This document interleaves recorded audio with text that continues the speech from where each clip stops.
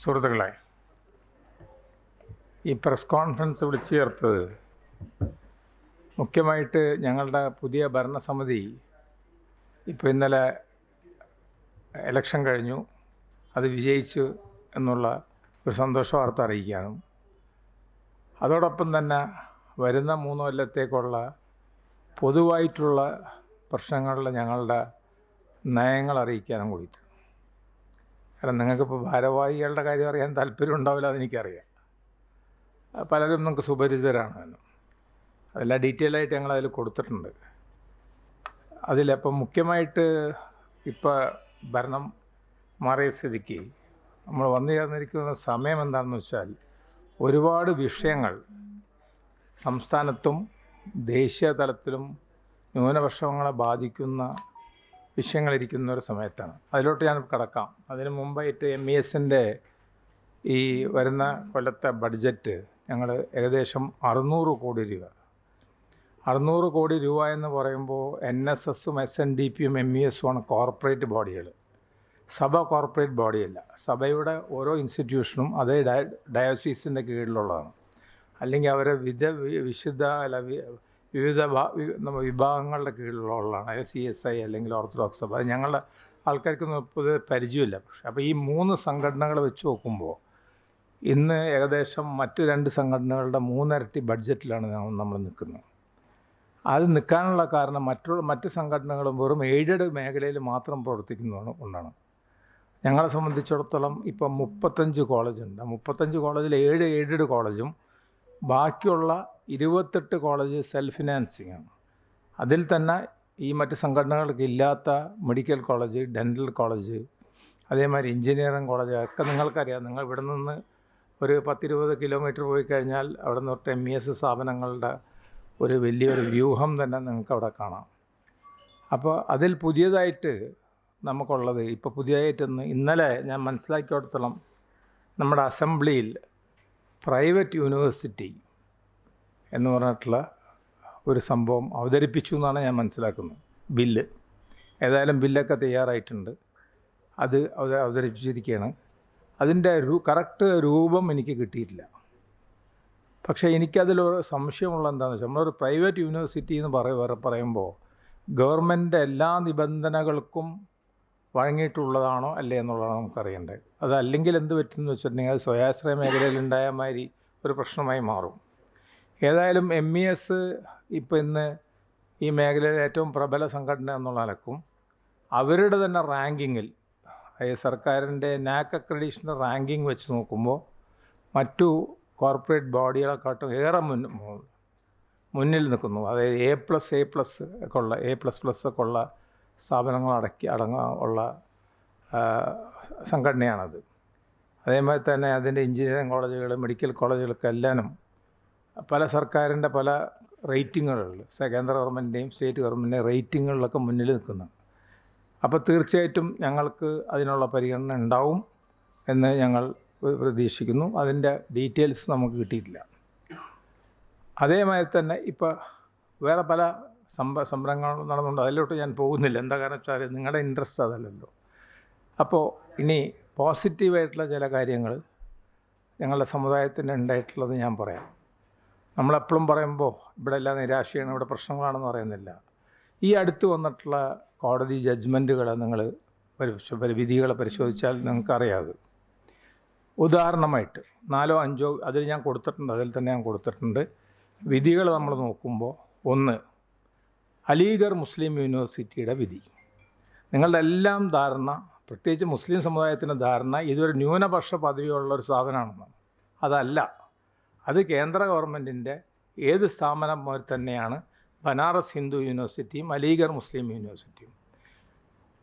ഇപ്പോൾ കോടതി അതിൽ 67 അതിൻ്റെ ന്യൂനപക്ഷ പദവി നഷ്ടപ്പെട്ടത്. ഇപ്പോൾ കോടതി ഇടപെട്ടുകൊണ്ട് അത് ന്യൂനപക്ഷ പദവി തിരിച്ചു നൽകാൻ തീരുമാനിക്കുകയും അതിൻ്റെ ഭരണ സംവിധാനം എങ്ങനെയായിരിക്കണം എന്നുള്ളതിനെ പഠിക്കാനായിട്ട് സമയം കൊടുത്തിരിക്കുകയാണ്. അപ്പോൾ അത് ഒരു ഫേവറബിളായിട്ടുള്ളൊരു ജഡ്ജ്മെൻ്റായിട്ട് നമ്മൾ കാണുന്നു. രണ്ടാമത് ആരാധനാലയങ്ങൾ സംരക്ഷണ നിയമം, അതായത് നരസിംഹറാവുവിൻ്റെ കാലഘട്ടത്തിൽ വന്ന പ്രൊട്ടക്ഷൻ ഓഫ് റിലീജിയസ് അതായത് ടെമ്പിൾസ്, മോസ്ക് എക്സെട്ര, അതായത് റിലീജിയസ് ആയിട്ടുള്ള ഇത്, ആ ഒരു ധാരണ കൃഷ്ണജന്മഭൂമിയുടെയും, അത് നമ്മുടെ പാർലമെൻറ്റ് പാസ്സാക്കിയ നിയമമാണ്. കൃഷ്ണജന്മഭൂമിയുടെയും ഗ്യാൻവാപിയുടെയും അതുമാതിരി കർണാടകയിലൊക്കെ ഉള്ള ചില പള്ളികളുടെ പേരിലൊക്കെ ലോക്കലായിട്ടുള്ള കോടതികൾ, അലഹബാദിനെ സംബന്ധിച്ച് പറയുമ്പോൾ അലഹബാദ് ഹൈക്കോടതി അടക്കും. ഈ അലഹബാദ് ഹൈക്കോടതിക്ക് പഴയ ഒരു ഉണർത്തൽ ഞാൻ പറഞ്ഞുതരാം, നിങ്ങൾ അറിയുന്നവർക്കറിയാം. ഇന്ദിരാഗാന്ധിയെ പുറത്താക്കിയതാണ് അലഹബാദ് ഹൈക്കോടതി. എമർജൻസിക്ക് കാരണം അതാണ്. അലഹബാദ് ഹൈക്കോടതിയുടെ വിധിയാണ്, ജസ്റ്റിസ് ജഗ്മോഹൻ ലാൽ സിൻഹ, ആ വിധിയാണ്, ആ അലഹബാദ് കോടതിയാണ് ഇപ്പോൾ ഈ വിധി കൊണ്ടുവന്നത്. എന്തെന്ന്, ഈ അതായത് സർവേ നടത്താൻ, അവിടെ തർക്കമില്ല എന്ന് പറയുമ്പോൾ പിന്നെ സർവേ നടത്തേണ്ട ആവശ്യമില്ലല്ലോ. അത് ഗവൺമെൻറ് ഫ്രീസ് ചെയ്തതാണ്. എന്തെന്ന്, 1947 എന്താണ് സ്ഥിതിയിരിക്കുന്നത് അതേ സ്ഥിതിയിൽ തന്നെ നിൽക്കണം എന്ന് പറഞ്ഞ് ഫ്രീസ് ചെയ്ത് തർക്കം, അതിൻ്റെ ബേസിസിലാണ് അയോധ്യ ജഡ്ജ്മെൻറ്റ് കൊടുത്തിട്ടുള്ളത്. അയോധ്യ ജഡ്ജ്മെൻറ്റിൽ വളരെ വ്യക്തമായിട്ട് പറയുന്നുണ്ട്, ഇതിൽ ചില വിട്ടുവീഴ്ചകൾ ചെയ്യുന്നുണ്ടെന്ന് തന്നെ പറയുന്നുണ്ട്. ഇവരുടെ പല അവകാശങ്ങളും ഇവർക്ക് ഉണ്ടെങ്കിൽ കൂടി നമ്മൾ പൊതുവികാരം കണക്കിലെടുത്തുകൊണ്ട്, ആ പൊതുവികാരം ഉണ്ടെന്ന് വിശ്വസിക്കുന്ന ഒരാളാണ് ഞാനവിടെ പോയിട്ടുണ്ട്. അതുകൊണ്ട് പറഞ്ഞു, അവിടെ ഒരു പൊതുവികാരമുണ്ട്, മനസ്സിലായില്ലേ, ഇത് രാമജന്മഭൂമിയാണ് എന്നുള്ളത് പണ്ട് തൊട്ടിട്ടേ ഒരു പൊതുവികാരമുണ്ട്. അപ്പോൾ അത് കണക്കിലെടുത്തുകൊണ്ടാണ് പറഞ്ഞത്, ശരി, ഓക്കെ, ഇവർക്ക് വേറെ അത് ഇതാക്കാം, വേറെ സ്ഥലം കൊടുക്കുകയൊക്കെ ചായന്തോട്ടെ. അപ്പോൾ അത് കഴിഞ്ഞതിന് ശേഷം വീണ്ടും ഇത് കുത്തിപ്പൊക്കുക, അത് ലോക്കലായിട്ടുള്ള ഏതോ നമ്മൾ പറയുക മറ്റേ ലോക്കലായിട്ടുള്ള കോടതികളിൽ പോവുക, അവരവിടെ നിന്ന് സർവേ, അതും 24 മണിക്കൂറിനുള്ളിൽ സർവേ നടത്തുക. അതെന്ന് പറഞ്ഞാൽ അത് വീണ്ടും ഒരു കുത്തിത്തിരിപ്പുണ്ടാക്കാൻ വേണ്ടി ചെയ്തിട്ടുള്ളതാണ്. അതുകൊണ്ട് സുപ്രീം കോടതി പറഞ്ഞിരിക്കുന്നത്, ഇത് ഇങ്ങനത്തെ കേസൊക്കെ ഞങ്ങളുടെ അടുത്ത് അയച്ചു വെച്ചാൽ മതി, ഞങ്ങൾ നോക്കിക്കോളാം, ഇവരോട് നിർത്തി. മൂന്നാമത്തെ കേസ് വരുന്നത് നമ്മുടെ ബുൾഡോസറിൻ്റെ കേസ്. നിങ്ങൾക്കറിയാം എന്താണ്. എവിടെയെങ്കിലും ഒരു വർഗീയ ലഹള നടന്നു കഴിഞ്ഞാൽ അതിലൊരു വിഭാഗത്തിൻ്റെ മാത്രമായിട്ടുള്ള വീടുകളും മറ്റുമൊക്കെ അടിച്ചു ചേർത്ത ബുൾഡോസർ കൊണ്ടുവന്നിട്ട് അവരാണ് ഉത്തരവാദി എന്ന് പറഞ്ഞിട്ട്, അത് കോടതി ചോദിക്കുന്നു, നിങ്ങളെങ്ങനെ നിയമം പറയുന്നു ഇവരാണ് ഉത്തരവാദി? അത് കോടതിയിൽ വരണ്ടേ? അല്ല, ബുൾഡോസർ ഉപയോഗിക്കുകയാണെങ്കിലും നാളെ തോക്ക് ഉപയോഗിക്കണം, ആളെ തൂക്കിലേറ്റൊക്കെ ചെയ്തിട്ടുണ്ടെങ്കിൽ ഏത് കാടൻ ആയിട്ടുള്ളൊരു പ്രക്രിയയാണ് എന്ന് പറഞ്ഞിട്ട് ആ വിഷയവും കോടതി തടുത്തു. നാലാമത്തെ വിഷയം മദ്രസ. ഈ മദ്രസ എന്ന് പറയുമ്പോൾ മനസ്സിലായില്ലേ, വടക്കേ ഇന്ത്യയിൽ അതിൻ്റെ പേര് സ്കൂളെന്ന് മാത്രമാണ്. കാരണം ബ്രിട്ടീഷുകാരുടെ കാലത്ത് ഉണ്ടാക്കിയത് കൊണ്ട് അവിടെ അവർ റെഗുലർ സ്കൂളാണ് നടക്കുന്നത് ഒട്ടുമുക്കാൽ സ്ഥലങ്ങളിലും. പ്രത്യേകിച്ച് വെസ്റ്റ് ബംഗാളിൽ ഈ തർക്കം നടക്കുമ്പോൾ 1 ലക്ഷം വിദ്യാർത്ഥികൾ അപ്പിയർ ചെയ്തു മദ്രസയിൽ 10ാം ക്ലാസ്സിൽ. ആ മദ്രസകളിൽ വിദ്യാഭ്യാസം കിട്ടുന്നില്ല എന്ന് പറഞ്ഞിട്ട്, അവർക്ക് വേണ്ട സെക്കുലർ വിദ്യാഭ്യാസം കിട്ടാത്തതിനെ കൊണ്ട് അവരുടെ നന്മക്കായിട്ട് ഇതൊക്കെ അടച്ചു പൂട്ടിയിട്ട് നമുക്ക് ഗവൺമെൻറ് സ്കൂളിലോട്ട് ഇവരൊക്കെ മാറ്റാം. എങ്ങനെയുണ്ട് വിധി? അതും സുപ്രീം കോടതി ഇടപെട്ടു. സുപ്രീം കോടതി പറഞ്ഞത് എന്താ വെച്ചാൽ, മദ്രസകൾ വിദ്യയുടെ സ്ഥാപനങ്ങൾ തന്നെയാണ്. ഉദാഹരണം, ഞാൻ പഠിച്ചത് ക്രിസ്ത്യൻ സ്കൂളിലാണ്. അവിടെ പള്ളിയിൽ പോകുന്നുണ്ട്, കാത്തക്കിസം ഉണ്ട്, സ്റ്റഡീസ് ഉണ്ട്, കാത്തലിക് സ്റ്റഡീസ് അല്ലെങ്കിൽ അതർ ക്രിസ്ത്യൻ സ്റ്റഡീസ് ഉണ്ട്, മറ്റുള്ളവർക്ക് മോറൽ എഡ്യൂക്കേഷൻ ഉണ്ട്. അതുകൊണ്ട് അതൊരു ഇതാവുന്നില്ലല്ലോ, എന്താ പറയുക, ഒരു മതപഠനശാലയാവുന്നില്ല. ഞാൻ പഠിച്ചിട്ടുള്ള Saint Joseph Boys High School Kozhikode, അതൊരു എയ്ഡഡ് സ്ഥാപനമാണ്. ഞാൻ പഠിച്ചിട്ടുള്ള മലബാർ ക്രിസ്ത്യൻ കോളേജ്, അതും എയ്ഡഡ് സ്ഥാപനമാണ്. അവിടെ അവരുടെ മതത്തിൻ്റെതായിട്ടുള്ള, നിങ്ങൾ കണ്ടോണം, ക്രിസ്ത്യൻ കോളേജ് ഗ്രൗണ്ടിലാണ് സകല സുവിശേഷ പ്രഭാഷണങ്ങൾ നടക്കുന്നത്. കോഴിക്കോട്ടെ സകല സുവിശേഷ, എൻ്റെ വീട് അതിൻ്റെ നേരെ മുന്നിലാവുകൊണ്ട് എനിക്ക് ഉറക്കം കിട്ടാറില്ല സുവിശേഷ പ്രഭാഷണങ്ങൾ കാരണം. നേരെ മുന്നിൽ തന്നെ ക്രിസ്ത്യൻ കോളേജിൻ്റെ വീട്ടിൻ്റെ. അപ്പോൾ അത് ആകുമ്പോൾ ഇത് അടച്ചു പൂട്ടാനായിട്ടുള്ള തീരുമാനം. ഏതായാലും ഈ തീരുമാനങ്ങൾക്കൊക്കെ ഇലക്ഷനിൽ നമ്മൾ കണ്ടാണല്ലോ അതിൻ്റെ എഫക്റ്റ് എന്താണെന്നുള്ളത്. അപ്പോൾ അത് പോട്ടെ, ഞാൻ രാഷ്ട്രീയം പറയുന്നില്ല. അപ്പോൾ ഇത്തരത്തിലുള്ള വളരെ പ്രത്യാശ നമുക്ക് നൽകുന്നുണ്ട് ഏത് ഈ നമ്മുടെ കോടതികളിൽ നിന്ന്. കോടതിയിൽ നിന്ന് വിധി ചിലപ്പോൾ തെറ്റായിട്ട് വരുന്നതിന് കാരണം കോടതിയെ തെറ്റിദ്ധരിപ്പിക്കുന്നുണ്ടാവും, അല്ലെങ്കിൽ ഡോക്യുമെൻ്റ് കറക്റ്റായിട്ട് പ്രൊഡ്യൂസ് ചെയ്യാനുണ്ടാവില്ല. അല്ലാതെ തന്നെ കോടതികളിൽ ഉണ്ടെന്നുള്ള ഇല്ലയെന്നൊന്നും ഞാൻ പറയുന്നില്ല. ആ ഇതിലോട്ട് ഞാൻ കോടതിയെ വിമർശിക്കാനൊന്നും പോകുന്നില്ല. കാരണം നമുക്ക് ഗുണം കിട്ടുമ്പോൾ കോടതി നല്ലത്, മോശമാകുമ്പോൾ കോടതിയെ വിമർശിക്കുക, അത് വേണ്ട. ഇപ്പോൾ പറഞ്ഞിട്ടുള്ള ഇതെല്ലാം കാണിക്കുന്നത് മുസ്ലിം സമുദായത്തിന് വലിയ പ്രത്യാശയുണ്ട് എന്നുള്ളതാണ് കോടതിയിൽ. അപ്പോൾ ഇനി നമ്മുടെ ആനുകാലികമായിട്ടുള്ള മുനമ്പിലോട്ട് വരാം. പലപ്പോഴും എന്നോട് മീഡിയക്കാർ ചോദിച്ചിട്ടുണ്ട്, ഡോക്ടർ പലതാണല്ലോ പലപ്പോഴും സംസാരിക്കുന്നത്. അത് കാര്യമുണ്ട്. കാരണം ആദ്യത്തെ മീറ്റിംഗ് എന്താ പറയുക, മുസ്ലിം കോർഡിനേഷൻ കമ്മിറ്റി എന്ന് പറയുമ്പോൾ മുസ്ലിം ലീഗും 3 സമസ്തയും 3 മുജാഹിദും ഞങ്ങളും ഒക്കെ കൂടെ അടങ്ങിയിട്ടുള്ള ഒരു 6-8 സംഘടനകളുള്ള ഒരു കമ്മിറ്റിയാണത്, വലിയ സംഘടനകൾ കൂടിയിട്ടുള്ള. അതിൽ ഫറൂഖ് കോളേജ് വന്ന് പറഞ്ഞാൽ എന്താ വെച്ചത്, ഞങ്ങൾക്ക് ഗിഫ്റ്റ് ഡീഡ് കിട്ടിയതാണ്. അപ്പോൾ നമ്മളതല്ലേ വിശ്വസിക്കുള്ളൂ, ഗിഫ്റ്റ് ഡീഡ് കിട്ടുക. അപ്പോൾ ഗിഫ്റ്റ് ഡീഡ് കിട്ടിയതാണ് എന്നുള്ള വെളിച്ചത്തിലാണ് നമ്മളൊക്കെ ഒരു സ്റ്റാൻസ് എടുത്തത്. പക്ഷേ പിന്നീട് വഖഫ് ബോർഡ് പറയുന്നു, സക്കീർ PSC ചെയർമാൻ പറയുന്നു, ഇത് വഖഫാണ്, ഇത് കുറേ കാലമായി തർക്കം നടക്കുന്നതെന്ന്. ആ കാര്യം നമ്മളോട് ഒളിപ്പിച്ചു വെച്ചല്ലോ. അത് കഴിഞ്ഞതിന് ശേഷം പറവൂർ സബ് കോടതിയിൽ തൊട്ടിട്ട് ഹൈക്കോടതി വരെ ഈ കേസ് പോയിട്ട് എല്ലായിടത്തും വഖഫാണെന്ന് പറഞ്ഞു. ഇപ്പം എന്താ ഇന്നലെ പറഞ്ഞത് കോടതി, നിങ്ങളെന്തിനാ കമ്മിറ്റിനെ വെച്ച് തന്നു? കോടതിയിൽ നിൽക്കുന്ന ഒരു കാര്യത്തിൽ, കോടതി തീർപ്പ് കൽപ്പിച്ച ഒരു കാര്യത്തിൽ എന്തിനാണ് വഖഫ് വെച്ചതെന്നാണ് ചോദ്യം. അല്ല, കമ്മിറ്റി വെച്ച്. ഇപ്പം എൻ്റെ വ്യക്തിപരമായിട്ടുള്ള അഭിപ്രായം, കമ്മിറ്റി ഉണ്ടായിക്കോട്ടെ എന്നേ. കമ്മിറ്റിക്ക് ഡോക്യുമെൻറ്റ്സ് പരിശോധിക്കാമല്ലോ. ഇതൊരു ഓപ്പൺ കാര്യമാണല്ലോ, ഇതൊരു മറ്റേ മേർഡറോ കൊലയൊന്നും അല്ലല്ലോ. കമ്മിറ്റി ഒരു it is in the public space, അറിയാലോ, പബ്ലിക് ഡൊമൈനിൽ കിടക്കുന്ന ഒരു മാറ്ററിൽ മീഡിയക്ക് പഠിക്കാം, എല്ലാവർക്കും പഠിക്കാമല്ലോ ഇത് എന്താണ് സംഭവം എന്നുള്ളത്. കാരണം ഇതിലൊറ്റ തർക്കമുള്ളൂ, ഇത് വഖഫാണോ അല്ലേ എന്നുള്ളൂ. അപ്പോൾ മുനമ്പത്തുള്ള ആൾക്കാരുടെ കൂടെയാണോ എന്ന് പറഞ്ഞാൽ ശരിയാണ്, ഞങ്ങൾ മുനമ്പത്തുള്ള ആൾക്കാരുടെ കൂടെ തന്നെയാണ്. അതിൽ തിരുമറി ഫറൂഖ് കോളേജ് വരെ ഉണ്ടാക്കിയിട്ടുണ്ടെങ്കിൽ അവർ അതിന് ക്രിമിനലായിട്ടുള്ള ഇത് ഫേസ് ചെയ്യേണ്ടി വരും. വഖഫ് നിയമം അങ്ങനെയാണ്. വഖഫിൻ്റെ പ്രോപ്പർട്ടി എടുത്ത് വിറ്റ് അത് ക്രിമിനൽ നിയമമൊക്കെ അവർ ഫേസ് ചെയ്യേണ്ടി വരും. അങ്ങനെ ഫേസ് ചെയ്ത് കഴിയുമ്പോൾ നിങ്ങൾ പറഞ്ഞപ്പോൾ പുതിയത് പ്രകാരം വഖഫിന് എന്തും ചെയ്യുക, വഖഫിന് തൂക്കിക്കൊല്ലാന്നൊക്കെ ഉള്ള മട്ടിൽ അങ്ങനെയൊന്നും ചെയ്യാൻ പറ്റില്ല. അതിൻ്റെ മുകളിൽ നമ്മുടെ സാധാരണ കോടതിയുണ്ട്. ഇപ്പം ഞങ്ങൾക്ക് വഖഫിലായിട്ട് കേസ് ഉണ്ടാവണമല്ലേ, ഇപ്പോൾ ഞങ്ങളതൊക്കെ ഡീൽ ചെയ്യുന്ന ആൾക്കാരല്ലേ. അത് പിന്നീട് നെക്സ്റ്റ് സ്റ്റേജ് വഖഫിൻ്റെ നമ്മൾ ട്രിബ്യൂണലിൻ്റെ അടുത്ത് നിന്ന് പോയി കഴിഞ്ഞാൽ ഡിസ്ട്രിക്ട് കോടതിയിൽ നിന്ന് പോകും, ഇല്ലേ? ഡിസ്ട്രിക്ട് കോടതി കഴിഞ്ഞാൽ പിന്നെ തിരുവനന്തപുരത്തിലെ പോയി ഹൈക്കോടതി പോവും. ഇനി വേണമെന്ന് വെച്ചാൽ സുപ്രീം കോടതി വരെ പോവുകയാണെന്ന് വെച്ചാൽ, അപ്പോൾ വെറുതെ ഒരു ഉറപ്പാന്നെ ഉണ്ടാക്കുക, അതായത് പുതിയതായിട്ട് വരുന്ന വഖഫ് ബില്ല് ഇതിനൊക്കെ പരിഹാരമാവും. ഇതിനൊരു പരിഹാരമാവില്ല. കാരണം വെച്ചാൽ ഇത് പഴയ കേസാണ്. ഇത് ഇന്ത്യയുടെ സ്വാതന്ത്ര്യം കിട്ടിയ സമയത്തുള്ള കേസാണ്, 54-ലുള്ള കേസാണ്. ഇതെങ്ങനെ രണ്ടാമത് റീഓപ്പൺ ചെയ്യാൻ പോകുന്നു? ഇത് റീഓപ്പൺ ചെയ്യാൻ പറ്റില്ല. ഇത് കോടതി അതിൻ്റേതായിട്ടുള്ള വഴിയിലേ പോകൂ. പിന്നെ അവിടുത്തെ ജനങ്ങളുടെ കാര്യത്തിൽ ഉത്തരവാദികൾ ഫറൂഖ് കോളേജുകാരാണ്. അത് ഫറൂഖ് കോളേജുകാരെ ഡീൽ ചെയ്യാണ്ടാണ്. പക്ഷേ ഞങ്ങൾക്ക് എല്ലാവർക്കും ഞങ്ങൾ അവരുടെ കൂടെയാണ്, മുനമ്പത്തെ ജനങ്ങളുടെ കൂടെയാണ്. എന്ത് തീരുമാനം കോടതി എടുത്തോ, എന്ത് തീരുമാനം വഖഫ് ബോർഡ് എടുത്തോ, അതിൽ ഏത് പക്ഷമാണ് ഏതാണ് വഖഫ് അവിടുത്തെ ജനങ്ങൾക്ക് അനുകൂലം, അതിനനുകൂലമായിട്ട് ഞങ്ങൾ നിൽക്കുള്ളൂ. കാരണം ഫറൂഖ് കോളേജ് നിങ്ങൾ വിചാരിക്കണ മാതിരി ഒരു ബൃഹത്തായ ഒരു സംഘടന, MES മറ്റൊരു സംഘടനയൊന്നുമല്ല. അത് ഏതാനും ആൾക്കാർ കൂടി ഒരു ട്രസ്റ്റ് മാത്രമാണ്. പറയാലോ, നിങ്ങൾക്ക് എല്ലാവർക്കും അറിയണവർക്കറിയാം, ട്രസ്റ്റ് മാത്രമാണ്. അപ്പോൾ അതിനെ പ്രൊട്ടക്റ്റ് ചെയ്യേണ്ട ആവശ്യമൊന്നും മുസ്ലിം സംഘടനകൾക്കൊന്നുമില്ല. അത് തെറ്റായിട്ടുള്ള കാര്യത്തിലൂടെ ചെയ്തിട്ടുണ്ടെങ്കിൽ തെറ്റായിട്ടുള്ള അവരനുഭവിക്കാത്രേ ഉള്ളൂ.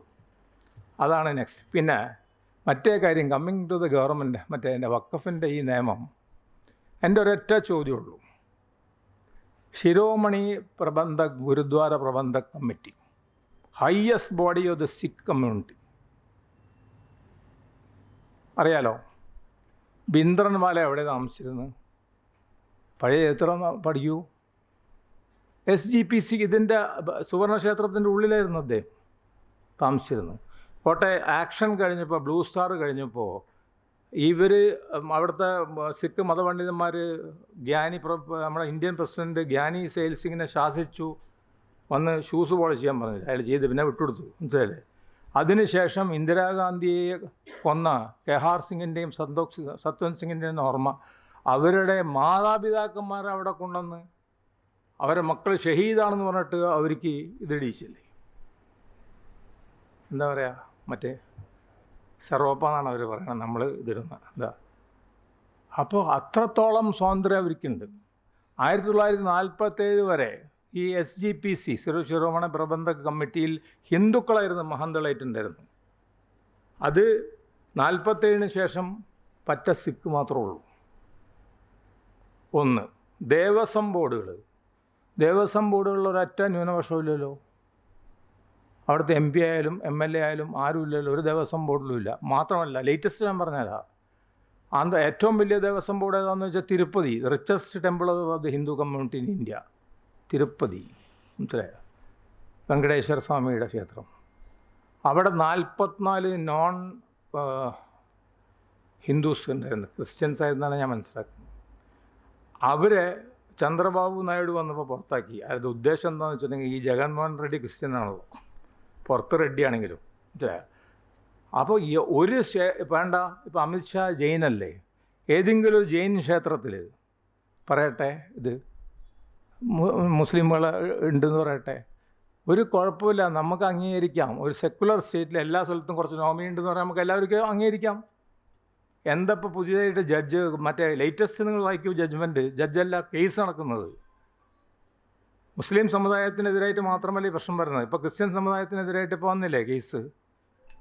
മധുരൈ ഹൈക്കോടതി ചോദിക്കുന്ന ഒരു ചോദ്യം, വഖഫ് ബോർഡുണ്ട്, SGPC ഉണ്ട്, ദേവസ്വം ബോർഡുണ്ട്, ആരുടെ പേരിലാണ് ക്രിസ്ത്യൻ സമുദായത്തിൻ്റെ സ്വത്തുക്കൾ രജിസ്റ്റർ ചെയ്തിരിക്കുന്നത്? അതിൻ്റെ ഡോക്യുമെൻ്റ് കൊണ്ടുവരണം. അല്ലെങ്കിൽ you have to form a body എന്ന് പറയും. നിങ്ങൾക്ക് പറഞ്ഞാൽ മനസ്സിലായില്ലേ? ഒന്ന്. രണ്ടാമത് അവർ വേറെ മദ്രാസ് ഹൈക്കോടതി പറയുന്നു. ഇതൊക്കെ എത്ര ഡീപ്പായിട്ടാണ് ചിന്തിക്കുന്നത് നിങ്ങൾ ആലോചിച്ച് നോക്കൂ. മദ്രാസ് ഹൈക്കോടതി പറയുന്നത് പാതിരിമാർക്കും നൺസിനും ശമ്പളം കൊടുക്കുന്നത് അവർ സർവീസാന്ന് പറഞ്ഞിട്ട് തിരിച്ചു കൊടുക്കുന്നു, അതുകൊണ്ട് അവർക്ക് ഇൻകം ടാക്സ് ഇല്ല. അപ്പോൾ ഇവരെന്താ പറഞ്ഞതെന്നറിയാം? കോടതി പറഞ്ഞു അങ്ങനെയല്ല, ആദ്യം ഇൻകം ടാക്സ് അടക്കുക, എന്നിട്ട് നിങ്ങൾ തിരിച്ചു കൊടുത്തു. അതുകൊണ്ട് 10 കൊല്ലത്തേക്ക് തിരിച്ചടക്കുന്നു പറഞ്ഞിട്ട് ഇത് വന്നിരിക്കുന്നു, നോട്ടീസ് കൊടുത്തിരിക്കുന്നു. ഞാൻ പറഞ്ഞു വരുന്നതിൻ്റെ അർത്ഥം എല്ലാവരും മനസ്സിലാക്കണം, ഉണ്ട എങ്ങോട്ടോ പോകണമെന്ന്. നമ്മൾ വിചാരിക്കും ഉണ്ട എങ്ങോട്ടോ അയാളുടെ മേത്തോട്ട് മാത്രം വരണം. അല്ല, ഇത് ഷോർട്ട് ഗൺമായൊരു സാധനമാണ്. ഉണ്ട പടപടയാന്ന് പോവും, എല്ലാവരും മേത്തും കൊള്ളും. കാരണം ഇത് പിന്നെ കോടതിയിൽ പോവില്ലേ? കോടതിയിൽ പോകുമ്പോഴായിരിക്കും ഓരോ മതത്തിൻ്റെ ആചാരവും അനാചാരങ്ങളെ പറ്റിയിട്ടൊക്കെ ചർച്ച വരും. വേണ്ടത് ചർച്ച ഉണ്ടാക്കുന്നത് ഇപ്പോൾ ഇതിൻ്റെ ദ്രോഹം മൊത്തമായിട്ട് ഉണ്ടാകാൻ പോകുന്നത്. കാരണം കോടതി ഒരു സാധാരണഗതിയിൽ ഒരു മതത്തിൻ്റെ മാത്രം എടുത്ത് പരിശോധിക്കൊന്നുമില്ല. കോടതി എല്ലാവരെയും പരിശോധിക്കും. അല്ലെങ്കിൽ ഞങ്ങൾ കക്ഷി വരുമ്പോൾ അങ്ങനെ തന്നെയല്ലേ നമ്മൾ പറയുള്ളൂ. അപ്പോൾ ഇത് എല്ലാ കാര്യങ്ങളിലും വേണ്ടാത്ത ഇടപെടൽ നടക്കുന്നുണ്ട്. ഞാൻ ഒരു പോയിന്റ് മാത്രമേ, ഞാൻ ഈ ഡിസ്കഷൻ മുഴുവനും വഖഫ് ബോർഡിൻ്റെ വഖഫിനെ പറ്റിയിട്ട് ഞാൻ ഉദ്ദേശിക്കുന്നില്ല. കാരണം അതിൻ്റെ ഒരു നിയമപരമായിട്ടുള്ളൊരു വിഷയമാണത്. അത് മാത്രമല്ല നമുക്ക് അത്ര വലിയ പാണ്ഡിത്യം ഉണ്ടാവില്ല. കാരണം വെച്ചാൽ അത് അത്രയും പഴക്കവും പഴയ നിയമങ്ങളൊക്കെ ഉള്ളതാണ്. മൂന്നാമത്തെ വലിയ കാര്യം, മിനിഞ്ഞാന്ന് 4 ദിവസം മുമ്പ് ജാതി സെൻസസ് തെലുങ്കാനയിൽ വന്നു. നമ്മളിവിടെ കുറേ കാലമല്ല പറഞ്ഞുകൊണ്ടിരിക്കുന്നത് ജാതി സെൻസസ്.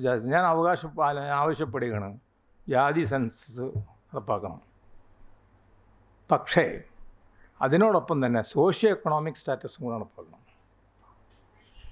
എന്നാലേ അത് ശരിയാവുള്ളൂ. മറ്റേ ജാതി സെൻസസ് നടപ്പാക്കുക എന്ന് പറഞ്ഞതിൻ്റെ ഉദ്ദേശം എന്താ? ഞങ്ങളുടെ പെർസെൻറ്റേജ് കൂടി, അതുകൊണ്ട് ഞങ്ങൾക്ക് സംവരണം കൂടുതൽ തരണം, അങ്ങനെയല്ല. അത് EWS നടപ്പാക്കിയ സ്റ്റേറ്റ് ആയതുകൊണ്ട് അവിടെ എല്ലാം കൂടി ഇത് സംവരണം. കാരണം എന്താ വെച്ചാൽ എൻ്റെ അഭിപ്രായത്തിൽ ഈ സർട്ടിഫിക്കറ്റ് നമ്മൾ പറഞ്ഞ ഇൻകം സർട്ടിഫിക്കറ്റ് എല്ലാവരും മനസ്സിലെ അങ്ങനെ പ്രൊഡ്യൂസ് ചെയ്യാറാണല്ലോ.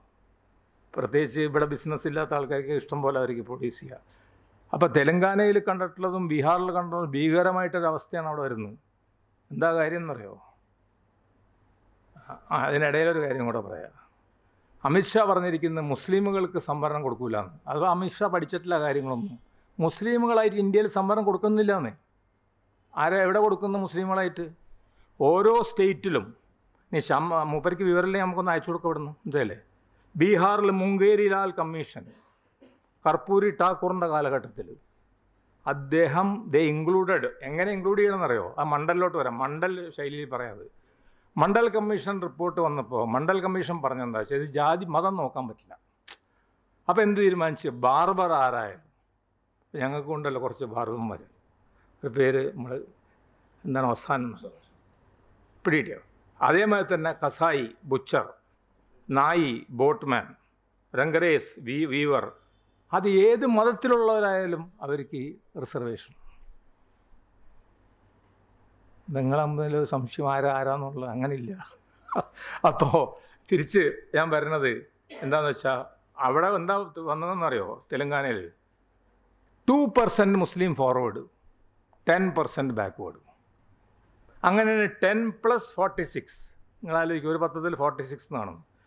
ഇസ് 56% OBC, 20% SC, അപ്പോൾ 76. പിന്നെ ഫോർവേഡ് മുസ്ലിം, പിന്നെ ST, ഇതെല്ലാം കൂടെ വരുമ്പോൾ FC ഒരു 85% ഉള്ളൂ. ബട്ട് ഒരു 75% പോസ്റ്റുകളും കാര്യങ്ങളൊക്കെ അവരാണ് ഹോൾഡ് ചെയ്യുന്നത്. ഞാൻ തെലങ്കാനയിലെ കാര്യം പറഞ്ഞു. ഇതേ പ്രശ്നം തന്നെ ബീഹാറിലും വന്നു. ബീഹാറിലും ഇത് തന്നെ പ്രശ്നം വന്നു. അപ്പോൾ പക്ഷേ ബീഹാറിലൊരു ഗുണമുണ്ടായിട്ടുണ്ട്. അവരതിൻ്റെ കൂടെ സോഷ്യോ എക്കണോമിക് സ്റ്റാറ്റസ് നോക്കിയിട്ടുണ്ട്. എത്ര വീടുണ്ട്, സ്വന്തം പക്കാ വീടാണോ, കാർ ഓൺ ചെയ്യണ്ടോ, മുടച്ച്. അപ്പോൾ നമ്മളുടെ ഇവിടുത്തെ ഇൻകം സർട്ടിഫിക്കറ്റ് പരിപാടി നടക്കില്ല. അവിടെ സ്വത്തുണ്ടോയെന്നാണ് നോക്കുന്നത്.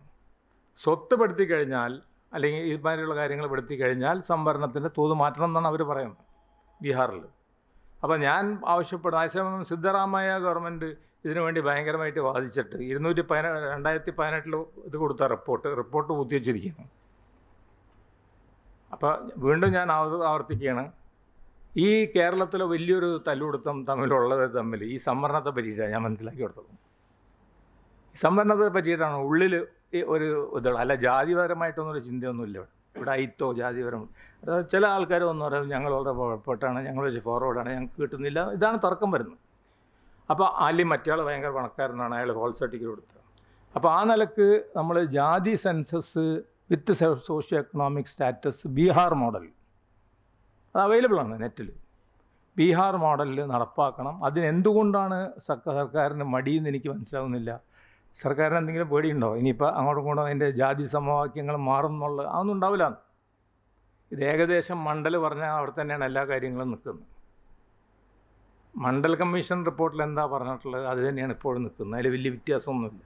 പിന്നെ നമ്മൾ പറഞ്ഞ മാതിരി ഇത് മുസ്ലിം സമുദായത്തിൻ്റെ പെർസെൻറ്റേജ് കൂടി അല്ലെങ്കിൽ കൂടി, പക്ഷെ ഇനി കൂടില്ല. അത് പ്ലാറ്റ് ചെയ്തിരിക്കും, പിടിയില്ലേ. അതിന് ഇപ്പോഴത്തെ ജനറേഷൻ വന്നതോടുകൂടി അത് GFR എന്ന് പറയും, ഗ്രോസ് ഫെർട്ടിലിറ്റി റേറ്റ് ഓൾമോസ്റ്റ് എല്ലാവരെയും തുല്യമായിക്കൊണ്ടിരിക്കുകയാണ്. തുല്യമായെന്ന് ഞാൻ പറയുന്നില്ല. അപ്പോൾ ആ ഒരു വിഷയം ഉണ്ട്, ജാതി സെൻസസ് നടപ്പാക്കുക എന്നുള്ളത്. അങ്ങനെ പിന്നെ അനവധി വിഷയങ്ങളുണ്ട്. അപ്പോൾ ഇതിൽ 3 വിഷയങ്ങളാണ് ഞങ്ങൾ മുഖ്യമായിട്ട് പറയുന്നത്. ഒന്ന് വഖഫിൻ്റെ വിഷയം, ഒന്ന് ജാതി സെൻസസ്. ഈ 3 വിഷയങ്ങളിൽ സർക്കാർ ഏറ്റവും വലുതായ ഈ ജാതി സെൻസസ്സാണ്. സത്യാവസ്ഥ പുറത്തു വന്നോട്ടെ, നമുക്ക് കുഴപ്പമില്ല, ആരും എന്താ അതിൽ. പക്ഷേ വിത്ത് എക്കണോമിക് ബാക്ക്ഗ്രൗണ്ട് ഇതാണ് നമ്മൾ നോക്കുന്നത്. അത് എക്കണോമിക് ബാക്ക്ഗ്രൗണ്ട് ഇനിയിപ്പോൾ തെറ്റായ ധാരണ നിങ്ങൾക്ക് വേണ്ടത് ഫോർവേഡ് കമ്മ്യൂണിറ്റീസിന് അനുകൂലമായിട്ട് പറഞ്ഞു, അങ്ങനെയല്ല. അത് ആ പറഞ്ഞത് economic backward of the backward communities, മനസ്സിലല്ലേ. അത് ന്യായമായി അവരിൽപ്പെട്ട പാവപ്പെട്ടവന് കിട്ടുന്നുണ്ടോ ഇല്ലേ എന്നുള്ളത് നമുക്കറിയുന്നുണ്ട്. അത് കിട്ടുന്നില്ല എന്നാണ് എൻ്റെ അഭിപ്രായം. കാരണം ഞാൻ മെഡിക്കൽ കോളേജിൽ ഇരിക്കണമല്ലോ, അപ്പോൾ എനിക്കറിയാലോ ആരൊക്കെയാണ് ബെൻസ് കാറിൽ വന്നിട്ട് BPL സർട്ടിഫിക്കറ്റ് പ്രൊഡ്യൂസ് ചെയ്യണമെന്ന് നമുക്കറിയാലോ. അപ്പോൾ മുപ്പർ പറഞ്ഞത് ബെൻസ് ആണ് B എന്നാണ്, അതല്ലത് ബിലോ പോവർട്ടി ലൈനാണ്. അപ്പോൾ ഇത്രയാണ് മെയിനായിട്ടുള്ള ഞങ്ങൾക്ക് പറയാനുള്ളത്. ഇനി ഞാൻ നോക്കട്ടെ ഇല്ല ഉണ്ടോന്നുള്ളത്. ശരി, ഇനി നിങ്ങൾക്ക് വല്ലതും ചോദിക്കാനുണ്ടെങ്കിൽ അത് ചോദിക്കാം.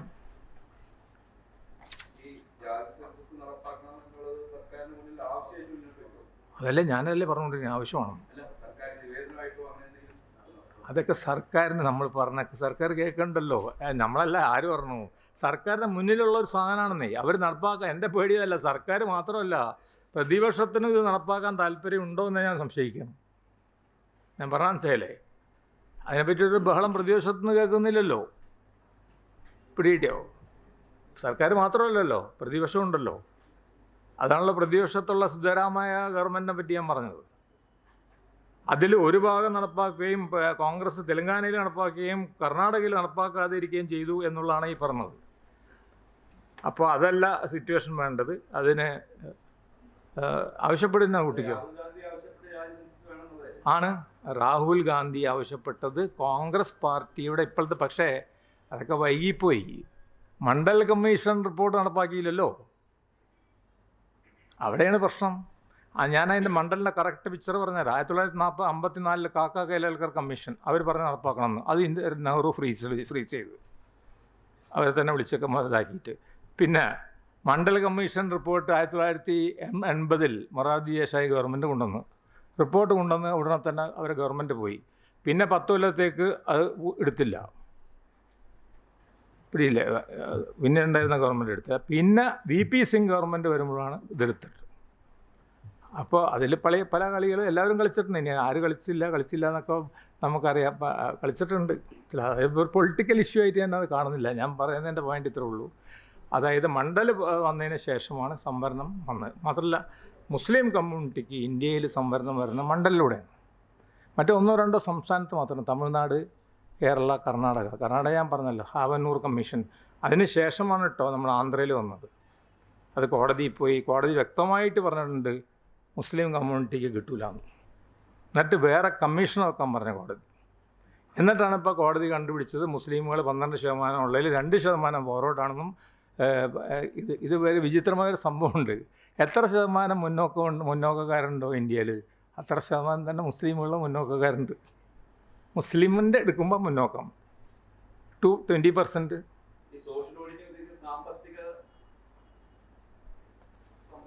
അതിനല്ല, സാമ്പത്തിക സംവരണത്തിനല്ല, സംവരണം കൊടുത്തുകൊണ്ടിരിക്കുന്ന ക്ലാസ്സസിന് അവർക്ക്, അതായത് EBC എന്ന് പറഞ്ഞ സാധനമുണ്ട്, extremely backward class. Karpoori Thakur formula അങ്ങനെയാണ്.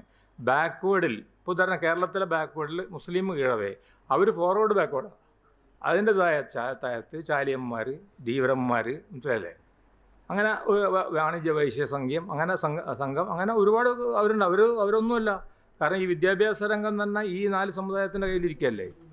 നായർ, ക്രിസ്ത്യൻ, മുസ്ലിം, ഈഴവ, ബാക്കിയുള്ളവരോ അവർ ഏകദേശം 8-9% കണ്ടുണ്ട്. അപ്പോൾ അതൊക്കെ കൂടെ വരുമതില്ല. അത് EBC ആയിട്ട് എക്സ്ട്രീംലി ബാക്ക്വേർഡ് കമ്മ്യൂണിറ്റി എന്ന് പറഞ്ഞിട്ട് ബീഹാറിൽ നടപ്പാക്കിയിട്ടുണ്ട്. എക്സ്ട്രീംലി ബാക്ക്വേർഡ് കമ്മ്യൂണിറ്റി എന്ന് പറഞ്ഞിട്ട് തമിഴ്നാട്ടിൽ നടപ്പാക്കിയിട്ടുണ്ട്. എക്സ്ട്രീംലി ബാക്ക്വേർഡ് കമ്മ്യൂണിറ്റി എന്ന് പറഞ്ഞിട്ട് കർണാടകയിൽ നടപ്പാക്കിയിട്ടുണ്ട്. മുസ്ലിമുകൾ 2 തട്ടിക്കിടക്കുകയാണ്, ചിലയിടത്ത് 3 തട്ടിക്കിടക്കേണ്ടത്. Forward, backward, EBC. അത് പ്രൊഫഷൻ അനുസരിച്ചിട്ടാണ്.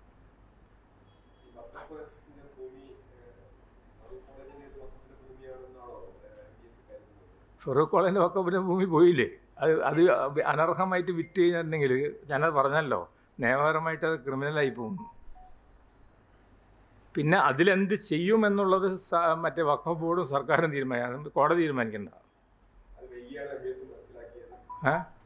അല്ല, ഞാൻ പറഞ്ഞു മീറ്റിങ്ങിൽ VP ഉണ്ടായിരുന്നല്ലോ, ഉത്തരവാദിത്തം. നമ്മളോട് ആരോടും പറഞ്ഞില്ല. പിന്നെ ഒറിജിനൽ ഡോക്യുമെൻ്റ് ആ വഖഫ് സംരക്ഷണ സമിതി ഉണ്ട് അവിടെ, അവരും പിന്നെ നമ്മുടെ ആ സേട്ടും അവർ പുറത്തുവിട്ട് അതിൻ്റെ ഒരു കോപ്പി അവർ എനിക്ക് അയച്ചു തന്നു. അപ്പോൾ അങ്ങനെയാണ് ഞങ്ങളത് അറിഞ്ഞത് ഇങ്ങനെയല്ല എന്നുള്ളത്. അല്ല, മീറ്റിങ്ങിൽ പറഞ്ഞാലേ നമുക്ക് എടുക്കാൻ പറ്റുള്ളൂ. ഒരു കോളേജുകാർ വന്നിട്ട് മീറ്റിങ്ങിൽ പറയുമ്പോൾ അത് എടുക്കാൻ പറ്റൂ.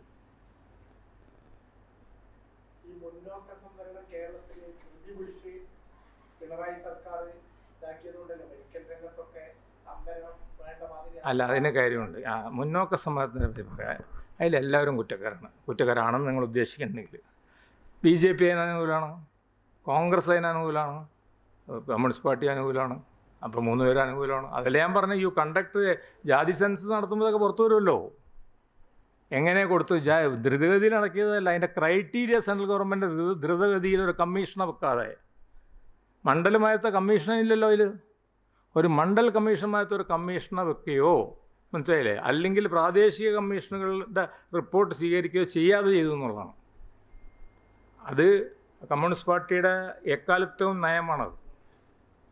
ആ നയം കോൺഗ്രസിനും ഇവർക്കൊന്നും ഉണ്ടായിരുന്നില്ല. CPM-ന് അല്ല, മറ്റവർക്കൊന്നും ഉണ്ടായിട്ടില്ല. BJP-ക്ക് ഉണ്ടായിരുന്നു, മനസ്സിലായില്ലേ. പക്ഷേ കോൺഗ്രസ്സൊക്കെ എല്ലാവരും കൂടെ ഇപ്പോൾ ഇത് വോട്ട് ബാങ്ക് പൊളിറ്റിക്സ് വന്നപ്പോൾ എല്ലാവരും കൂടെ ചാടി ഇനി ഈ 15% വോട്ട് പോകണ്ടെന്ന് വിചാരിച്ചു. 15-20.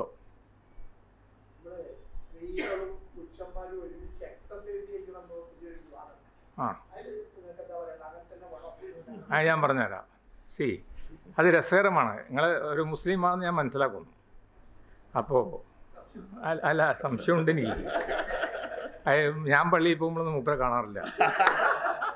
പക്ഷേ പ്രശ്നം എന്താ വെച്ചാൽ, ഞാൻ പെരുന്തൽമണ്ണ പോകണം, 20 രൂപ പോകണം, പിന്നെ കാണില്ല. അതല്ല, അതിലെന്താ പ്രശ്നം എന്നറിയോ? ഈ മതപണ്ഡിതന്മാർ കയറിയിട്ട് അഭിപ്രായം പറയുന്നുണ്ട്. അതിൽ നമ്മൾ വിരളി കൊള്ളേണ്ട ആവശ്യമൊന്നുമില്ല. അവർ പല അഭിപ്രായം പറയും. ഉദാഹരണമായിട്ട് ഞങ്ങൾ മുഖം മൂടി നിരോധിച്ചു, ഇല്ലേ? നമുക്ക് എല്ലാവർക്കും അറിയാം, മനസ്സിലായില്ലേ? ഞങ്ങളുടെ കോളേജുകളിലൊന്നും സമ്മതിക്കുന്നില്ല. ഇവരെല്ലാവരും കൂടെ വന്നിട്ട് അവിടെ, ഈ സമസ്തക്കാരെല്ലാം കൂടെ വന്നിട്ട് അവിടെ, മുജാഹിദ് വന്നില്ല, ജമായത്തും വന്നില്ല, സമസ്തക്കാർ വന്നിട്ട് അവിടെ വരാം. മെഡിക്കൽ കോളേജിൻ്റെ മുന്നിൽ ഭയങ്കര ധാരണയും ന്യൂസും ഞങ്ങളെ കുട്ടികളെ അങ്ങോട്ട് വിടില്ല എന്ന് പറഞ്ഞു. നിങ്ങൾ വിടണ്ട, ഞങ്ങൾക്ക് വേറെ കുട്ടികളില്ലേ. അപ്പോൾ അതവർ പറയും, അവർക്കുള്ള പറയും. അതേമാതിരി തന്നെ മുസ്ലിങ്ങളുടെ ഇടയിൽ പള്ളിയിൽ പോകുന്ന, അല്ലെങ്കിൽ സ്ത്രീകൾ പള്ളിയിൽ പോകുന്ന സ്ഥലങ്ങളില്ലേ, സ്ത്രീകൾ പോകാത്ത സ്ഥലമില്ലേ, അതിപ്പോൾ ഇവരുടെ അഭിപ്രായം പറഞ്ഞു അങ്ങനെയാണെന്നുള്ളത്. അത് ജനത്തിനല്ലേ തീരുമാനിക്കുന്നത്. ഒരു കാര്യം വളരെ വ്യക്തമായിട്ട് പറയാം, നിങ്ങൾക്ക് ഒരു തെറ്റായ ധാരണയൊന്നും വേണ്ട. 2 വാക്കുണ്ട്, ഫത്വ. നിങ്ങൾ വലിയ തെറ്റായ ധാരണയാണ്. ഫത്വ എന്ന് പറഞ്ഞൊരു ഉപദേശം മാത്രമാണ്. ദിക്തത്ത്, അതാണ് ശിരോമണി ഗുരുദ്വാര പ്രബന്ധ കമ്മിറ്റിയോട്, it's an order. Ask that fellow Zail Singh to come to the Golden Temple. തമ്മിൽ വ്യത്യാസമുണ്ട്. അതിൽ ദിക്താത്തുണ്ട്. നമ്മുടെ കയ്യിൽ അങ്ങനെയൊന്നുമില്ല. അവരഭിപ്രായം പറഞ്ഞു. ഞാൻ ചോദിക്കട്ടെ, കേരളത്തിൽ അറ്റ്ലീസ്റ്റ് മുസ്ലിമുള്ളൊരു 30% പേരെങ്കിലും കമ്മ്യൂണിസ്റ്റുകാരുണ്ടാവുമല്ലോ. അവരാരും പള്ളി കയറ്റാതിരിക്കുന്നുണ്ടോ? അവരാരും ഖബർസ്ഥാനിൽ കയറ്റാതിരിക്കുന്നുണ്ടോ? അവരെ കുട്ടികളെ മാമോദീസ മുക്കേണ്ട ആവശ്യമുണ്ടോ? മറ്റിടത്തും അതെല്ലാം ഉണ്ട്. നമ്മൾ മത്തായി ചാക്കോൻ്റെ മാമോദീസ മുക്കൽ നിങ്ങൾക്കറിയാം. ഞങ്ങളുടെ കയ്യിൽ അങ്ങനെയൊന്നുമില്ല. കരീംബായി മയ്യത്തായാൽ നമ്മൾ മുപ്പരവിടെ കിടത്തും. കരീം പള്ളിപ്പറമ്പിൽ, എവിടെ, കോഴിക്കോട്. ആരും ഒബ്ജക്റ്റ് ചെയ്യാനാ? ഒരു തരത്തിലുള്ള ഇതും ഞങ്ങളുടെ മുകളിലില്ല. ഒരു മതപണ്ഡിതനുമില്ല. ഞങ്ങളാണെങ്കിൽ അതിൽ വിശ്വസിക്കുന്ന തന്നെയില്ല. ഞങ്ങളൊന്നും അങ്ങനത്തെ ഒരു പൗരോഹിത്യം ഉണ്ട് തന്നെ ഞങ്ങൾ വിശ്വസിക്കുന്നില്ല. അപ്പോൾ അതൊന്നും അതിൽ കാര്യമൊന്നുമില്ല. പിന്നെ ആകെ ഇതിൽ ഇത്ര വിഷയമുള്ളൂ. ഒരു മോബ് സൈക്കോളജി മാതിരിയാണ് പോകണം. അപ്പോൾ അതാണല്ലോ ഈ പ്രശ്നം വന്നത്. ഇത് ജമാഅത്തെ ഇസ്ലാമിയാണോ, ഇത് തീവ്രവാദമാണോ, ഇത് ഇവർ പറയുന്നു, ഞാൻ പറഞ്ഞല്ല, അല്ലെ മീഡിയ പറയുന്നു എന്ന്. ചുമ്മാ ഓരോ ആൾക്കാർ ഗ്രാമത്തിന്. അത് കുറച്ച് കാലത്തെ നമ്മുടെ ലസ്സി പാർലറുകളുണ്ട് ഇവിടെ, നിങ്ങൾക്ക് ഓർമ്മയുണ്ടോ? വെള്ളം ഇതൊക്കെ ഇട്ട് എല്ലായിടത്തും ലസ്സി കുടിക്കുന്നു. കുറച്ച് കഴിഞ്ഞപ്പോൾ വീട്ടുകളിൽ അവൽ കുടിക്കാൻ തുടങ്ങി, മഞ്ഞ കളറുണ്ട്. ഇപ്പം ഇവർ കുറച്ച് ദിവസം വ്യായാമത്തിന് പോകും. നിങ്ങൾ നോക്കി, കുറച്ച് കഴിഞ്ഞാൽ നിന്ന് പോകും. അത്രേ ഉള്ളൂ. ഇതിൽ വലിയ കാര്യം നമ്മളാക്കേണ്ടതില്ല. ഒരു ബേളാക്കി അത് സ്ത്രീ സ്വാതന്ത്ര്യമാണോ, ഇത് മതപണ്ഡിതന്മാർ വെറുതെ അനാവശ്യമായിട്ട് TV ചാനലിൽ പോയിട്ട് ഇതിലൊന്നും ഒരു മറുപടി പറയേണ്ട ആവശ്യമില്ല. അതൊക്കെ നിങ്ങൾ ബിഷപ്പ്മാരെ പഠിക്കുന്നേ. അവർ വരുമോ? അവരൊരു ആർച്ച് ബിഷപ്പിനെ നിങ്ങൾ വിളിച്ചുകൊണ്ടാ, കർദിനാളിനെ വിളിച്ചുകൊണ്ടാ TV ചാനലിൽ വരാൻ? ഇത് ഏറ്റവും വലിയ മതസംഘടനകളുടെ ഏറ്റവും ടോപ്പ് ലീഡേഴ്സൊക്കെ പോയിരുന്നു ഇതൊക്കെ ചർച്ച ചെയ്യുന്നു. അപ്പോൾ ഓരോ മതത്തിനും അതിൻ്റേതായിട്ടില്ല. ഇപ്പോൾ നമ്മൾ ബിഷപ്പ്മാരെ പറ്റി പറഞ്ഞുകൊണ്ട്, അവിടെ മാർപ്പാപ്പയും കർദിനാലും ബിഷപ്പും ഒന്നും സ്ത്രീയല്ല. അബോർഷൻ അവിടെ സമ്മതിക്കില്ല. പിടികിട്ടിയോ? ഇപ്പോൾ ഈ അടുത്താണ് പോപ്പ് ഫ്രാൻസിസ് പറഞ്ഞത് നമുക്ക് ഹോമോസെക്ഷുവാലിറ്റി അംഗീകരിച്ചു കൊടുക്കുകയാണ്. ഞങ്ങളുടെ അങ്ങനത്തെ ഒരു സംഭവമില്ല, ഒരു പോപ്പുമില്ല. അപ്പം ഞങ്ങൾക്ക് ആകെ അറിയണത് പോപ്പ് ചങ്ങനാശ്ശേരിയിലെ പോപ്പാണ്, മാർപ്പാപ്പ. മൂപ്പരിടക്കിടയ്ക്ക് നമ്മളെ പറ്റിയൊക്കെ ഓരോന്ന് പറയുമ്പോൾ നമ്മളിങ്ങനെ കേൾക്കും. മറ്റേ മാർപ്പാപ്പന്മാരും മറ്റേ പണ്ഡിതന്മാരും മക്കത്തെ ഇമാമിന് എന്തെങ്കിലും വിലയുണ്ടോ? നിങ്ങൾ പറഞ്ഞോ, നിങ്ങൾ പറയും ഇല്ലല്ലോ. അപ്പോൾ അതൊരു അനാവശ്യ വിവാദമാണ്. അപ്പോൾ അതിൽ നമ്മൾ ആവശ്യമുള്ളവർക്ക് പോകാം, ആവശ്യമുള്ളവർ പോകണ്ട.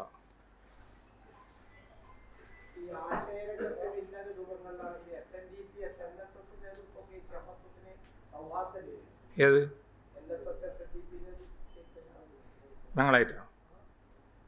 ഞങ്ങളായിട്ട് കുറച്ച് സൗഹാർദ്ദ കുറവുണ്ട്. അതെന്താ കാര്യം എന്ന് പറഞ്ഞാൽ, അത് എല്ലാവരും ശക്തന്മാരാകുമ്പോൾ ഉണ്ടാവും. മനസ്സിലായി? ഓരോ മോശക്കാരല്ല, നമ്മളും മോശക്കാരല്ല. അപ്പം അങ്ങനെ ഇപ്പോൾ ഉദാഹരണമാണ്, ഞങ്ങളും വെള്ളാപ്പള്ളി ഒന്നാമുണ്ട്, ഞങ്ങൾ സംവരണവാദികളല്ലേ? അല്ലല്ലോ, കിട്ടിയോ? അപ്പോൾ NSS SNDP ഒന്നാവുന്നില്ലല്ലോ. അവർ പണ്ട് രാമലക്ഷ്മണൻ എന്നൊക്കെ പറഞ്ഞ് നമ്മളെ പിടിച്ച് രാവണനാക്കി. മനസ്സിലായോ?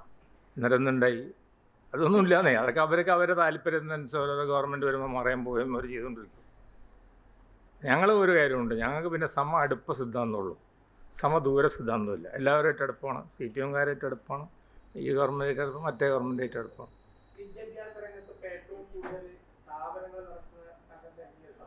ഒരു തർക്കമില്ലല്ലോ അതിനെ പറ്റിയിട്ട്. ഏറ്റവും അധികം കോളേജസ് ആര് നടത്തുന്നോ അവരാണല്ലോ ഏറ്റവും അധികം. ഒരു മെഡിക്കൽ കോളേജ് എന്ന് പറഞ്ഞാൽ ഞങ്ങളുടെ കാൽക്കുലേഷനിൽ ഒരു 20 ആർട്സ് കോളേജസിൻ്റെ കോസ്റ്റ് ആവും. അറിയാലോ, ആ കോസ്റ്റ് നിങ്ങൾക്ക് അറിയാലോ. അത് തന്നെ മതിയല്ലോ.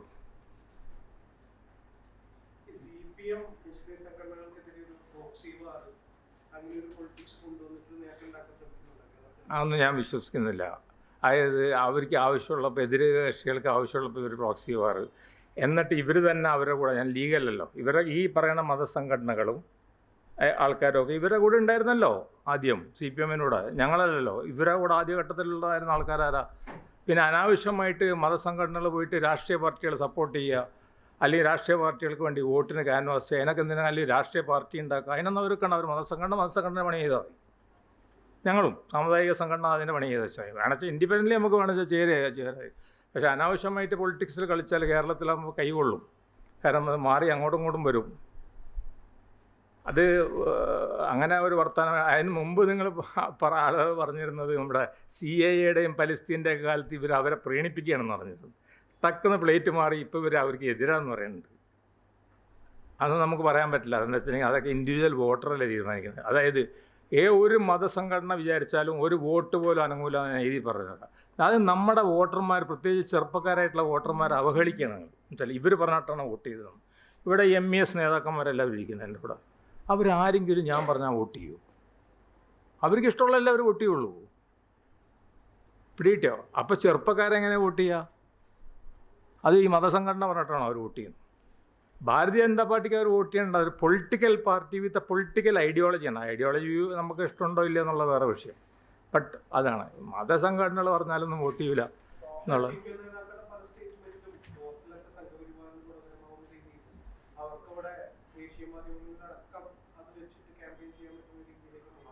അതൊരു അത് അബദ്ധം എന്നല്ല. അത് നിങ്ങൾ ഈ അബദ്ധം പറയുന്ന ആൾക്കാർ പല അബദ്ധം മുമ്പും പറയാറുണ്ട്. നിങ്ങൾ ആൾക്കാരെ ഉദ്ദേശിക്കുകയാണെങ്കിൽ ഞാൻ പറഞ്ഞുതരാം അവരാരാണ്. അവർ വെറുതെ ചുമ്മാ നിങ്ങൾ അടിച്ചു വിടും. അതല്ലാതെ അതൊരു പാർട്ടി നയമായിട്ടൊന്നും. ഒരു കാര്യം പറയാം, ഒരു പാർട്ടി നയമായിട്ട് മുസ്ലിം സമുദായത്തെ പറ്റിയും അല്ലെങ്കിൽ ക്രിസ്ത്യൻ സമുദായത്തെ പറ്റിയിട്ട് അവരങ്ങനെ അറ്റാക്ക് ചെയ്യാൻ പറ്റില്ല. കാരണം അവർ 44% ഇവിടെ വോട്ട് കേരളത്തിൽ. മനസ്സിലായില്ലേ? ആ വോട്ട് ബാങ്കിനെ തള്ളി ഒരു മൂലക്കലാക്കാനോ അല്ലെങ്കിൽ ഇങ്ങോട്ടൊക്കെ ആക്കാനോ അതൊരു ഫൂളിഷ്നെസ്സാണ്. കാരണം വെച്ചാൽ ഇവിടെ വോട്ട് എത്ര ശതമാനത്തിനാണ് ജയിക്കണമെന്ന് നോക്കണം. അപ്പോൾ അത് എൻ്റെ അഭിപ്രായത്തിൽ അങ്ങനെ ഒരു സംഭവമൊന്നുമില്ല. അവരുടെ പൊളിറ്റിക്സ് ആയിട്ട് നടക്കുന്നുണ്ടാവും. ഓരോ പൊളിറ്റിക്സ് ഇങ്ങോട്ട് പറയാനുണ്ടാവും, അല്ലെങ്കിൽ ഒരു പൊളിറ്റിക്സ്. ഞാനൊരു ഉദാഹരണം പറഞ്ഞാൽ എനിക്ക് മനസ്സിലാവും. ഇതേ പിണറായി വിജയനല്ലേ പറഞ്ഞത് അത് ബോഡി വേസ്റ്റാണ് അവരെ കൂടെ നിൽക്കുമ്പോൾ തന്നെ. പിന്നെ നമുക്ക് മനസ്സിലായില്ല സംഭവം എന്താണെന്ന്. ഇതേ കാന്തപുരം ഇപ്പം തിരിച്ച് വേണമെന്ന് പറയണ്ടല്ലോ അങ്ങോട്ട്. അതൊക്കെ ഇത് ഇൻഡിവിജ്വലായിട്ടുള്ള ഇഷ്യൂസിനെ പറ്റിയിട്ട് പറയണതാണ് അവർ.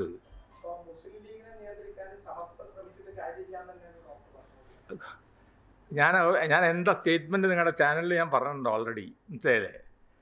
ഒന്നുമില്ല, ലീഗ് തന്നെയാണ്, പൊളിറ്റിക്കൽ പാർട്ടി ലീഗ് തന്നെയാണ്. ഈ മതസംഘടനകൾക്ക് ലീഗിൻ്റെ മുകളിൽ അതിൽ പ്രത്യേകിച്ച് മുജാഹിദും ഒന്നും അതിലൊന്നും ഇടപെടുന്നില്ലല്ലോ. പോയിട്ട് ഇവർ AP ഇടപെടുന്നില്ല. AP അപ്പുറത്തായിരിക്കും.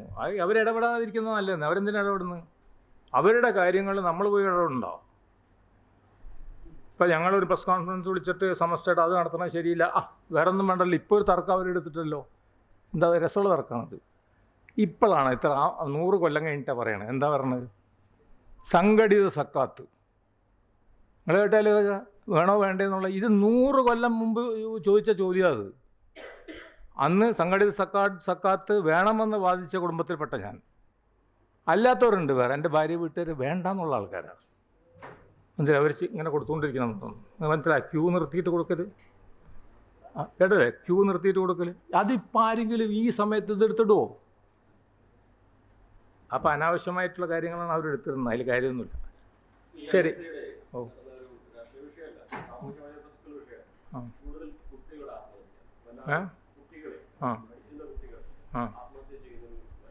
അത് ഞാൻ പറഞ്ഞുതരാം. അത് ഞങ്ങളായിട്ട് ബന്ധപ്പെട്ട ഫീൽ ഞാൻ പറഞ്ഞുതരാം. അതിപ്പോൾ എന്താ എൻ്റെ ഒരു റീഡിങ്ങാണ് ഇതിനെ പറ്റിയിട്ട്. ഇന്ന് ഞാൻ ഞങ്ങളുടെ എൻട്രൻസിൻ്റെ കണക്ക് പറഞ്ഞുതരാം. അപ്പോൾ നിങ്ങൾക്ക് മനസ്സിലാവും.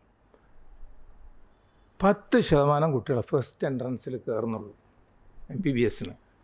പിന്നെ 30 സെക്കൻഡിൽ, പിന്നെ 40, 50, പിന്നെ 10.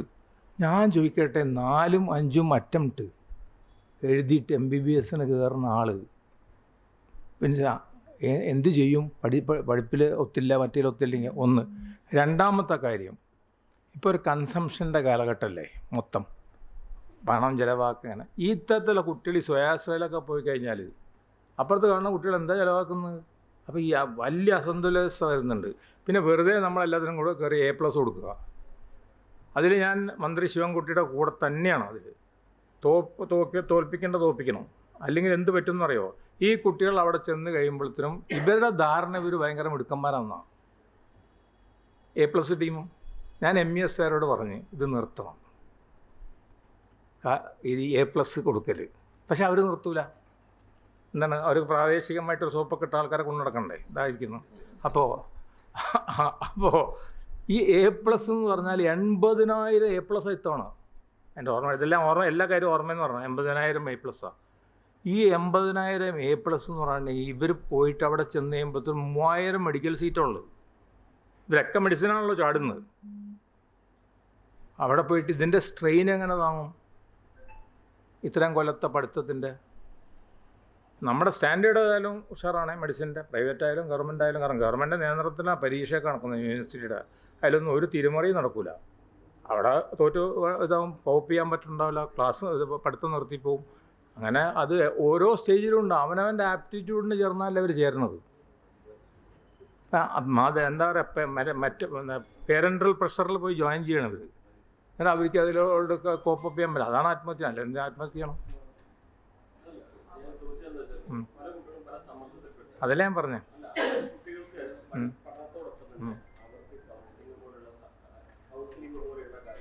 അത് സമ്മതിച്ചു.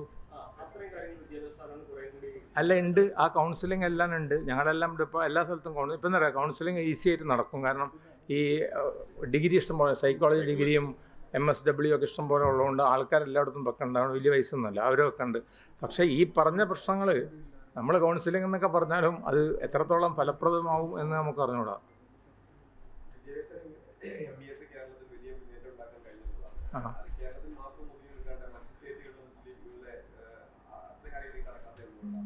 ആ കാര്യം പറഞ്ഞുതരാം.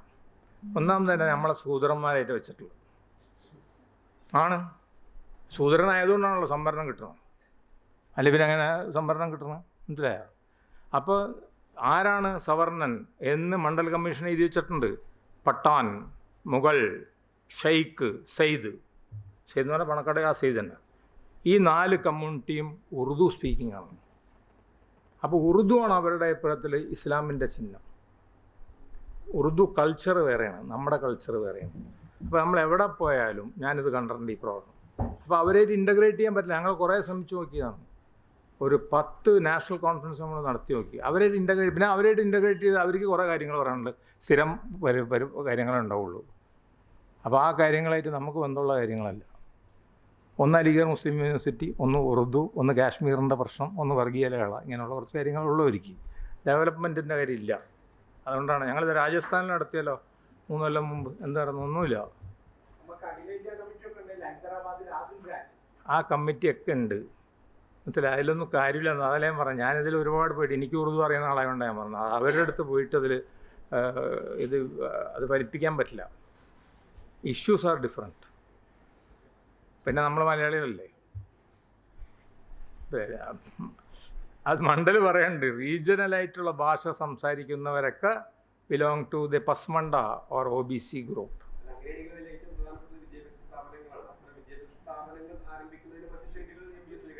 അല്ലാതെ അവരുടെ കയ്യിലായി പോകുമല്ലോ.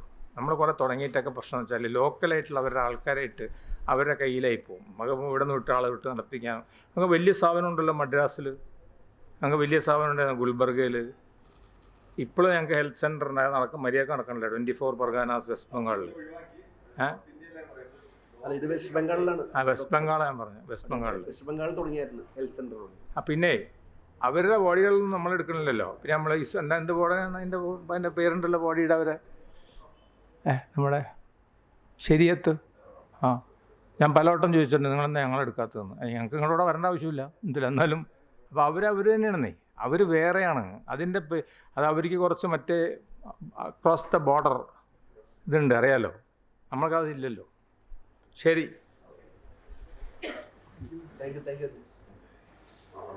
Thank you. എല്ലാവരോടും നന്ദി.